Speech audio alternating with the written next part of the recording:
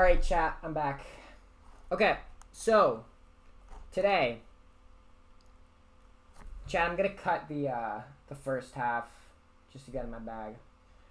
All right, so today for the YouTube frogs, I don't have a face cam for this one, but chat and I were reacting to ESPN's top 100 players list. I already did 100 through 51, but that's not going to be in the YouTube video because it just wasn't that interesting. TLDR, Cade Cunningham's too low and Herb Jones is too low, and we're going to keep naming players that Cade Cunningham is better than. I think this I'm pretty sure this rating is based off projecting for this season. So it's taking into account the progression of young players, which is why you see some weird ones on here. Like Wemby is really high on this list, which obviously wouldn't make that much sense if we're just going off last season. So yeah, no face cam today because I'm sort of on vacation from school and I forgot to bring it. And yeah, we're just going to get into it. Number 50, LaMelo Ball. That seems fair considering the injuries, I guess, and the fact that he's a loose cannon, but I think he's definitely going to get, he should be probably higher than this by the end of the season. I would definitely project him to be higher than this. I'm not sure if he's better than Cade Cunningham. He's definitely in the same tier, I would say. But I don't think this is, egregious. I would probably definitely put him, a couple spots higher, though, for sure. Aaron Gordon at 49. I mean, he's pretty versatile, good defender, crazy lob target. I mean, he does a lot of little things pretty well for them. And I guess we'll see what his role looks like now that he's sort of missing. Now that the Nuggets are missing KCP and they need all their guys to sort of, I guess, step up offensively. Julius Randle at 48 is too high. There's too many good players below him, I think, especially because he's going to have a reduced role in Minnesota, and we have no idea how he's going to look coming off of his injury. He hasn't played in a while. So I would expect him to definitely be lower than these. You're not going to convince me that Julius Randle is going to have a better season than LaMelo Ball this year. That's ridiculous. Evan Mobley at 47. I actually would like him to be a little higher. I feel like if we're projecting that he's going to improve any amount, then he's probably better than these guys. Maybe not J-Dub, we'll get to him. He's probably in this tier, closer to Gobert. And if we're projecting that he stays the same, he should probably be lower. So I don't really get this ranking. He's a good he's obviously a very good defender, but he needs to his offensive game needs to his offensive game hasn't changed in 3 years. So we need to see him improve from 3 this year. We need to see him just become more versatile offensively. But if he gets there, I mean, I definitely think he could be higher than this for sure. Porzingis at 46 is completely fair. No notes. It's Kristaps Porzingis. He's really good. Same with DeMar DeRozan, I would say. I would actually probably put DeMar below Kristaps because DeMar's style doesn't really convert to winning as easily as KP's does. DeMar doesn't shoot threes. He plays really slowly, and he's going to be introduced into an offense that's really fast. He's also no longer the number 1 option. So I don't really get it. I would probably put DeMar, here. But, this is not egregious, I guess. J-Dub at 44 I really like. I would actually probably even put him higher.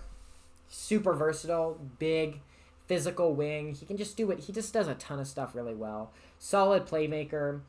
He's not, he doesn't have the most, I would say, visually appealing game. He doesn't really have a bag. But, he gets to his spots really effectively. And he knows how to play. He knows how to sort of fit himself into the offense pretty well. I don't know what to tell you. J-Dub's really, really good. And I definitely think he has a chance to maybe contend for Most Improved Player this year. I'm not really sure how that would look. Probably not, honestly. But he's really good. I think this is, if anything, low. If DeJounte Murray would play more defense this year and maybe hit threes at a higher clip, I think this would actually look pretty good. But his fit in New Orleans is so weird, man. So I would say this is probably a little bit too high. I am assuming he's going to be a lot worse than this, but I guess it's reasonable to maybe put him here. I would say this is his peak, though. This is a really positive estimation. 42 Siakam seems maybe a tiny bit low, considering the Pacers should have nothing but upward momentum going for them. But, I mean, there's a lot of good players in the NBA. But yeah, this is maybe a little bit too low. He's really versatile. He scores from all three levels while he defends. Great in transition, too. James Harden at 41, though. I mean, now that he's going to have to carry their offense, I guess this is kind of where he's going to have to be.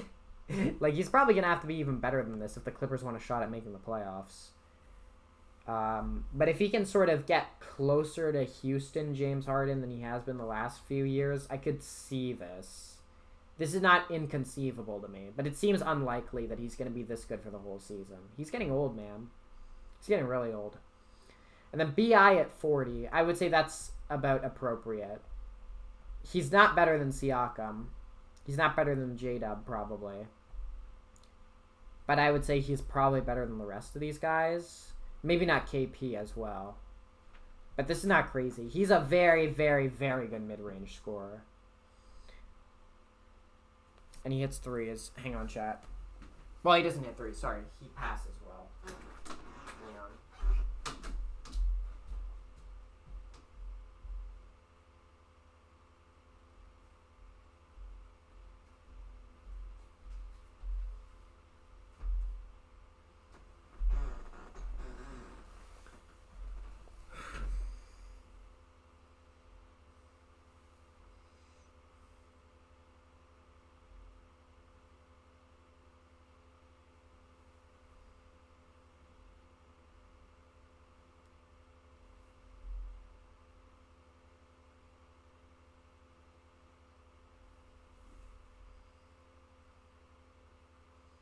Hang on, chat.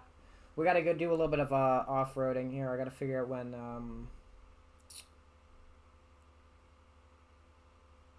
Fuck. So the main card tonight starts at 7.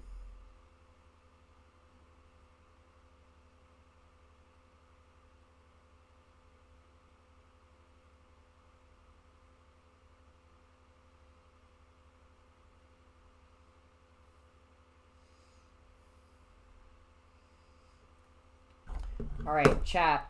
Where were we? Brandon Ingram, 40. I don't hate it because I really like Brandon Ingram. Love Brandon Ingram. Get him out of New Orleans, though. 39, Derek White seems fair. I mean, he's a really, really useful player. He's like probably... He's either the best role player in the NBA or like the worst star. His game is so boring, I'm sorry. But he's a good defender. Like, he's a good playmaker. He's a 40% three-point shooter. Like, this is fair for him. He's a winning player. There's not much else to say about him. Bridges at 38. I don't think he's going to get a role that reflects this. But, I mean, prime Mikal Bridges, who isn't playing in Brooklyn, scoring 25 points a game for no reason, is like one of the best defenders in the NBA. And he's super efficient, and he plays every game. So, I don't hate this. Maybe it's a little high, but I think it's reasonable. Trae Young at 37. Trae Young at 37 is weird. I don't know. There's the school of thought that, like, his deficiencies make him, like, impossible to be a number one option.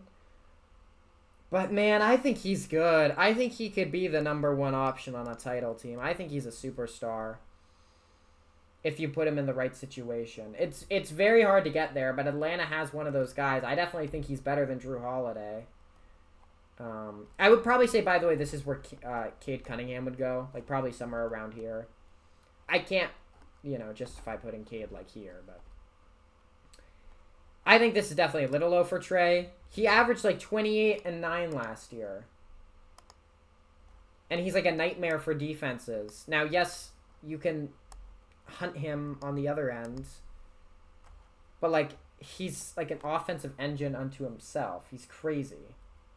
And he's like a trick shotter. Love this guy. I don't know. Too low. Too low for sure. Drew Holiday at 36 is fair.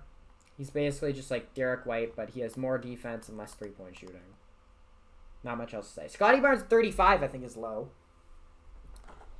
Scotty Barnes at 35 is definitely a little low. He's a really, really good playmaker. I thought for the longest time this guy was just a point guard.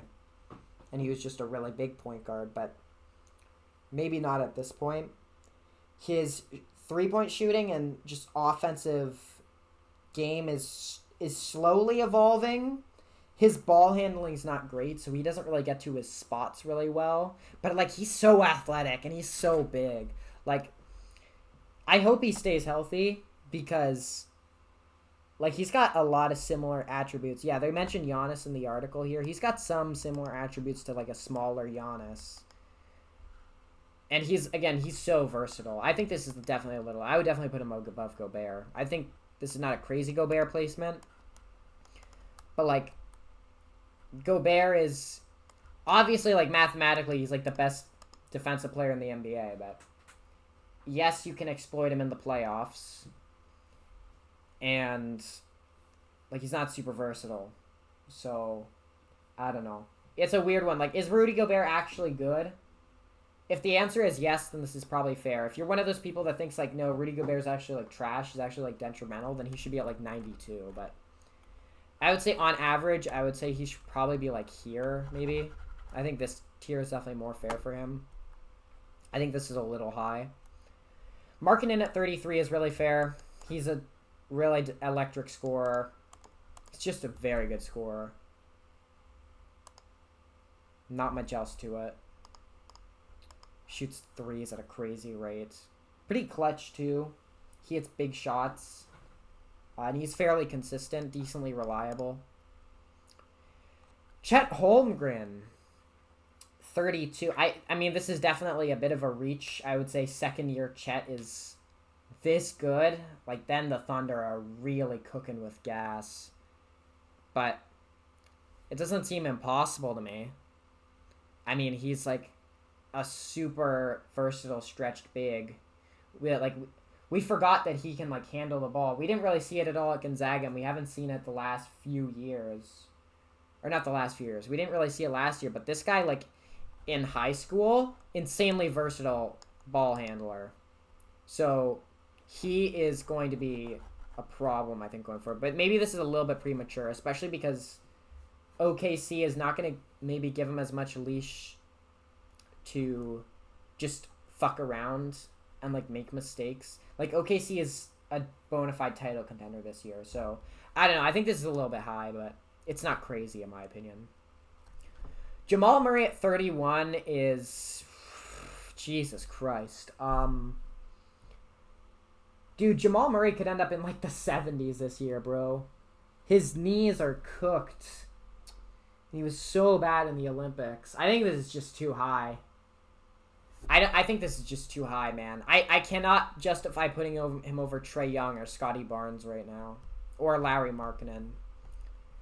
I think it's too high. I could see him over Chet, I guess. But man, he's just so injury prone now, bro. Like, he's such a...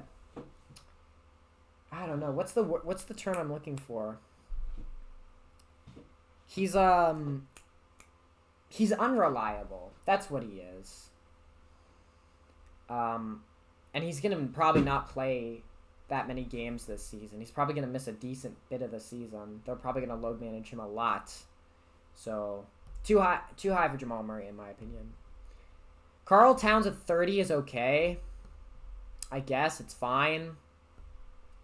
I don't know. He's, like, the best stretch big in the NBA offensively, arguably. And now he's, like, the third option. I guess he was already sort of... Well, no, he was probably the second option last year, but... Like, I mean, when he's got it on, like, this guy's, like, unstoppable. Like, he was going to drop 70 on Charlotte if he would just chill out a little bit. Like, he's a ridiculous scorer, but he's not that great of a defender. He's not that great of a playmaker. And, like, I think a lot of the things that the Knicks needed that they had in a guy like Mitchell Robinson, that they had in Hartenstein, like, Cat's not really going to provide those things. But he's going to give them just so much offense that I don't really think it's going to matter. I think the Knicks are going to be pretty damn good regardless. And he's a big body, so I think this is fair. Sabonis at 29 feels a little low. He's one of the best playmaking hubs in the NBA, and he's an amazing rebounder. And he can hit a three occasionally, So I think this is definitely a little low. And then Jimmy at 28 seems maybe a little high. Like, Jimmy is a little bit older. He hasn't been healthy in a little bit. And the Heat are starting to develop some strong young options around him. Is he going to be better than Scotty Barnes this year? I don't know. I don't think it's crazy, though. I think this is, like, reasonable place for Jimmy Butler. He's going into a contract year, so maybe that'll motivate him to play better. I guess we'll find out. And then Zion at 27. Now, if you think Zion's going to be healthy this year, you should probably put him, like, here, right? If you don't think he's going to play that much, you should probably put him, like, here. I think if we're splitting the difference, this is fair. I think this is actually fair. I mean, he's a wrecking ball, and he's got more talent on his team than ever.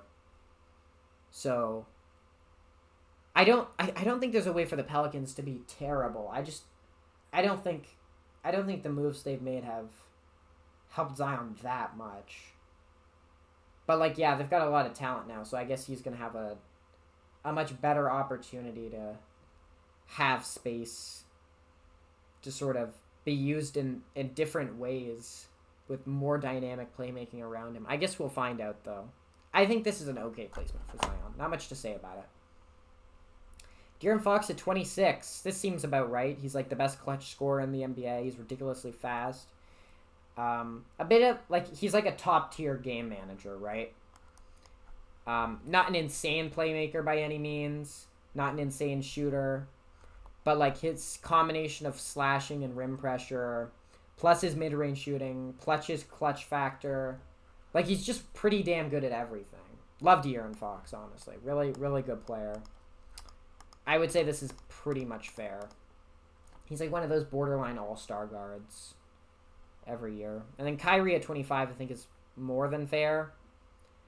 You could honestly flip-flop these two, and I don't think that would be that crazy. Kyrie's definitely a better shooter, especially off the catch. But, you know, their clutch ability is similar. Not really a remarkable ranking to me at all. Then Paulo at 24. I actually really like this. I think he's going to take a big jump. I would actually maybe even wager that he would go higher. That he could be, like, here. Ooh, Ja, we're going to get to that in a minute. Damian Lillard at 23 seems about right. Again, depending on... Because, like, Milwaukee was such a new situation for him last year, like, the first time he's been on a new team, I definitely could see him outperforming his play last year by quite a bit. So I could see him higher than this.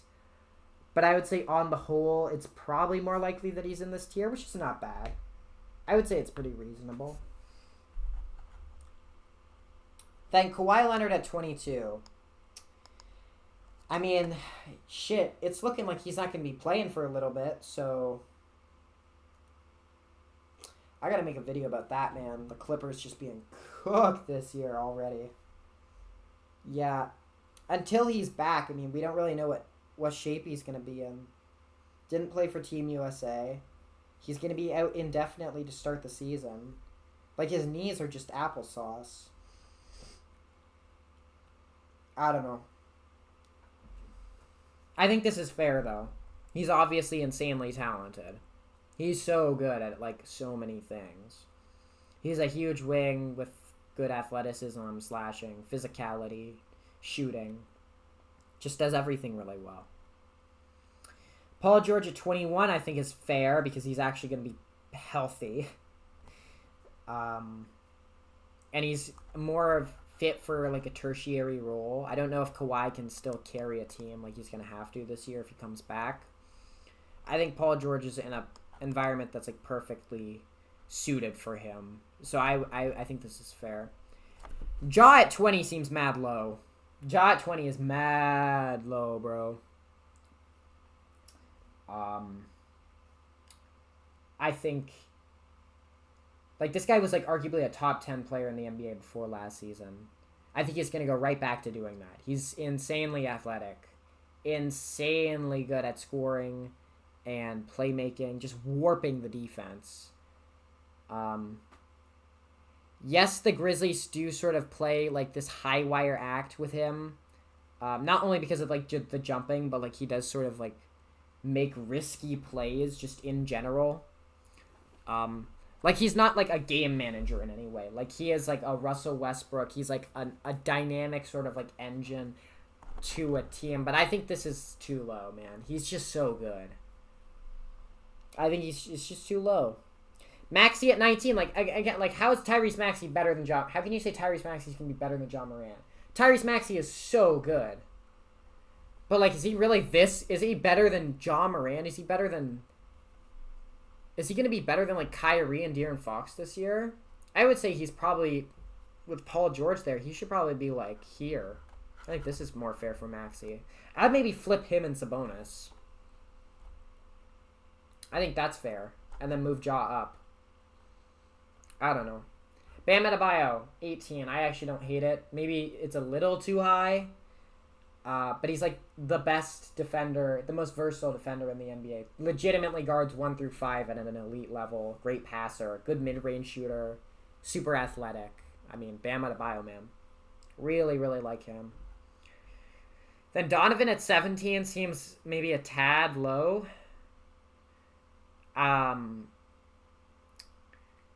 Like he's just a ridiculously dynamic scorer. Like his moves are so defined. I've seen Donovan Mitchell live, and bro, when this guy like crosses over, when he's getting to his spots, he like hammers the ball into the court, man. He's so dynamic, and there's no like randomness to his game. It feels like he knows.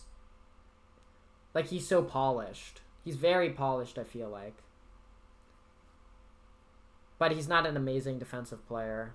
He's not an insane three-point shooter. He's a pretty damn good three-point shooter, but he's not like next level.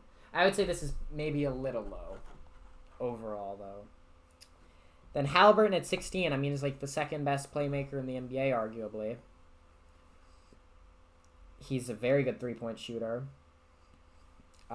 The hamstring injury really destroyed his season last year, but this guy was like legitimately like borderline MVP candidate for the first half of last season. He was so good. So I think this is actually fair. Then Booker at 15.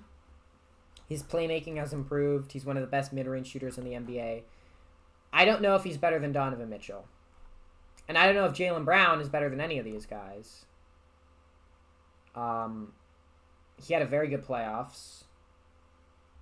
And, I mean, he's really athletic. He does a lot of things well that these guys don't really do well. Like, Jaylen Brown's definitely a better defender than all these guys. But he's probably a worse three-point shooter than all of them. He just does too much dumb shit, bro. Like, how can Jaylen Brown be the 14th best player in the NBA? And then you have all these guys. When, like, Jaylen Brown, like, does, like, genuinely, like, stupid shit all the time. Like, he's actually stupid sometimes. He's, like, fake smart. I don't know. He's dumb. He's a dumb guy. I don't know. I think this is too high. I don't think this is too high. But, like, not, like, egregious. I would probably put him, like, here. Like, this tier. Like, 19, I think is fair. AD at 13? Are there 12 players better than AD? That's crazy. Oh, fuck. We're about to see Wemby at, like, 9. Oh, shit. Alright. AD should probably be better than this year. I mean, he's a Goliath, and he's, like, the best defender in the NBA when he turns it on, and JJ Redick is gonna try to win him MVP. So I'm actually predicting Anthony Davis is gonna get, like, to, like, 7 or 6 even. I think this is too low for him for sure. Alright, we'll get to that in a minute, but Brunson at 12 is too low in my opinion. I think he's a top 10 player in the NBA. I think he might be the best, like, traditional, like, objectively, you look at a guy like Luka or Shea, like, they're a point guard, they're a shooting guard, they're a small forward, they're, like, just a big guard, right? Jalen Brunson is a point guard, and I think the only player who only fits that label better than him is maybe Steph Curry. But I don't know, man. Brunson is so good. He takes the defense and makes it look like a fucking, like, one of those, like, ninja laser mazes that they always put in like Spy Kids or whatever. And he carves it up every game. He's so good. I'm really excited to see him live. And then Wemby at 11. Oh my god. Is Victor Wembanyama already this good? I don't think so. He's a bad three-point shooter, bro. Like, he's actually a bad three-point shooter. But he is, like, the best defender in the NBA already, arguably. And he's a very good playmaker, and he's 7'5". So, it's a fun ranking. It's definitely, like, a rage bait ranking, I would say. I would definitely put him lower. But I don't think that's, like, a hot take. I think most people would maybe put him a little lower than this. But he's definitely going to be a top 20 player in the NBA. Like, if he doesn't make an all-NBA team, I'd be very surprised. Anyway.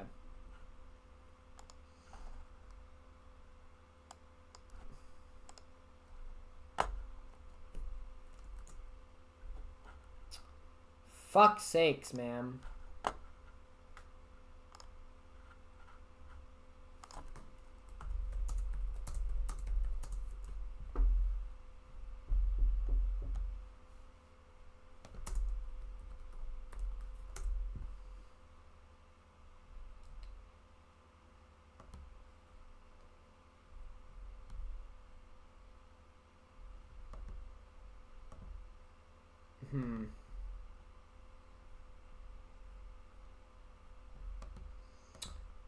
Okay, so chat, the top 10 is not loading.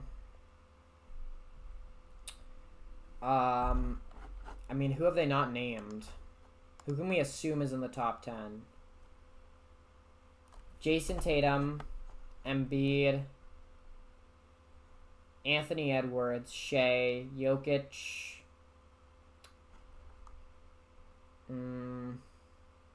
Giannis, LeBron, Steph, Kevin Durant,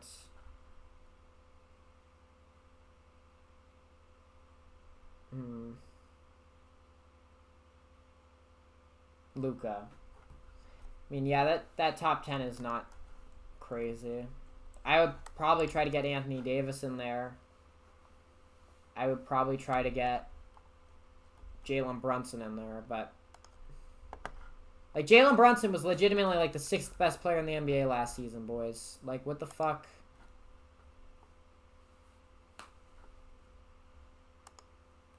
Hang on. So they had Luka as the best player in the NBA, which is fair. Sorry, we're doing a little bit of digging because the list is fucked.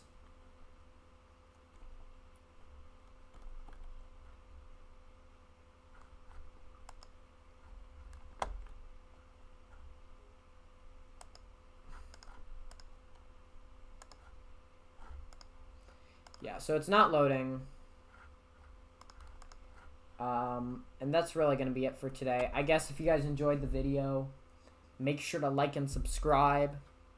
We're trying to get to 1,000 subscribers by the end of the year. We're really running out of time for that. But, like, hopefully maybe if a couple of my videos pop off, if I can get more content out, then we can do that. And, yeah, let me see if I can do something funny with the face cam. I'll catch you guys. I will catch you guys in the next one. Yeah, woo! Alright. That's the video. That's it. Jesus Christ. How am I gonna turn that into a 20-minute video that people are actually gonna like? Fuck.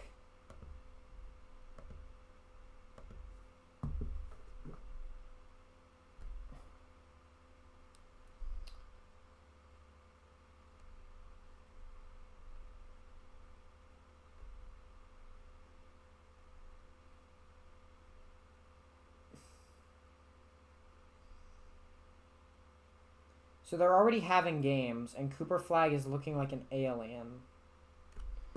Hang on.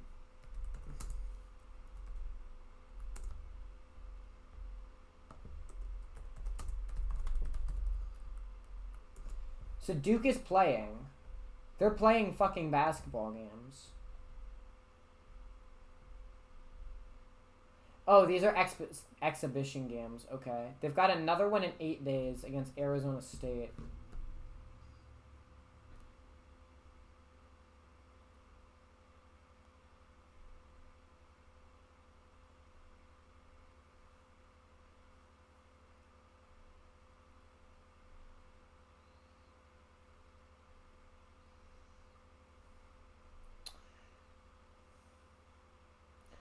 Kai Jones is still in the NBA, boys. Crazy. He actually did it.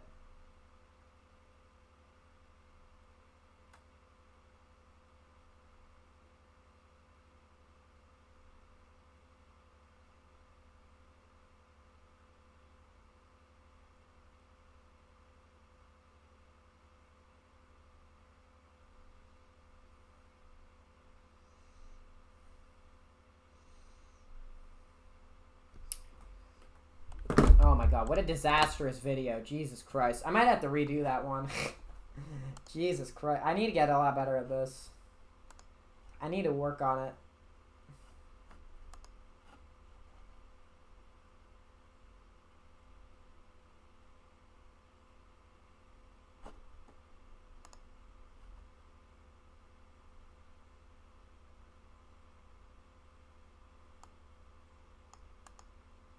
Oh. Alright, I have to make lunch now. Am I hungry, bro? Am I even hungry? I don't know, bro. Ugh.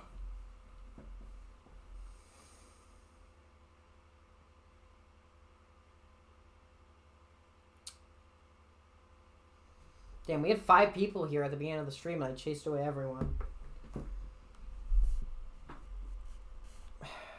Okay, what do I think of the list, though?